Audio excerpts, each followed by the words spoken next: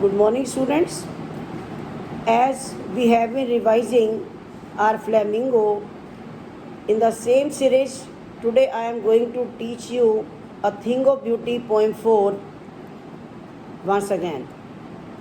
A Thing of Beauty is a poem written by the famous romantic poet John Keats. The poem tells about how nature and its wonders mesmerize us and take away all the sorrow that surrounds us from time to time. Open the book. As the title indicates, a thing of beauty. The poet talks about natural beauty and its impact on our life, on our daily life. The poet advises us to spend some time in the lap of nature because it really does wonders. Come to the poem. A thing of beauty is a joy forever. Its loveliness increases. It will never pass into nothingness, but will keep a bower, a shady tree, quite silent for us, and a sleep full of sweet dreams and health and quiet breathing. The poet John Keats says that beauty stays forever. It stays forever. It never fades away. It never comes to an end. Rather, it increases with the passing time. The perception of the poet regarding beauty is that it never goes off with the passing time. Rather, it beautifies more and more. For the poet, beauty is like a beautiful shady tree under whose shade all the creatures can sleep peacefully and enjoy good health.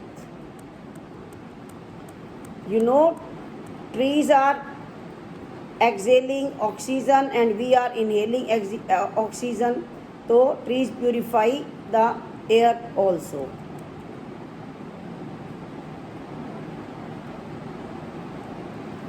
Therefore, on every morrow means morning, the following day, tomorrow. Every morrow are we weaving a flowery band garland to bind, attach us to earth, spite of despondence, spite, malice, despondence, disappointment, depression, of the inhuman dearth, shortage, lack of noble nature's good qualities, of the gloomy days, sad days, of all the unhealthy and overdarkened evil ways made for our searching. Yes, in spite of all, some form of beauty moves away, removes the pall cover from our dark spirit, from our sad soul. The poet says that every day it is the beauty which fills us with the spirit to live. It is the beauty which builds the desire in us to live, though there are sad moments and cruel people around us. So, here the poet wants to say that without beauty, the earth will be full of cruel people, sad and gloomy moments only. It is the beauty which is created by God which helps us to remove the sadness from our hearts. Students, listen to this video twice. Very good poem it is, but a little bit tough to understand.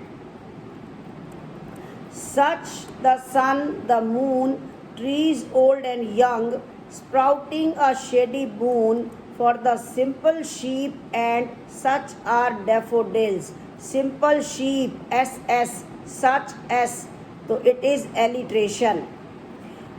With the green world they live in, green world, green plants, live, grow, clear, transparent, rills, small stream of water, that for themselves a cooling cover make against the hot season and the mid forest break. Here, the poet describes the beautiful things which are present on earth. These are the sun, moon, trees, flowers of daffodils, small streams, and poet says that all these things are like a blessing bestowed on us, on all the creatures by earth, by nature. He further describes that the trees provide us with their shade, flowers with their beauty, and rivers with their coolness during the hot summers. All of these are the beauties of nature which are like a boon, like a blessing for us. Simple sheep, SS, cooling cover, CC, these are alliteration. Trees giving shade or growing process of daffodils, clear rails, these are बच्चों imagery. Or antithesis is also there. Two opposite words have been used by the poet together. जैसे old and young, two opposite words. When two opposite words are used together, that is antithesis. Rich with a sprinkling of fair musk rose blooms, and such too is the grandeur of the dooms we have imagined for the mighty dead, all lovely tales that we have heard or read, an endless fountain of immortal drink pouring on unto us from the heaven's brink.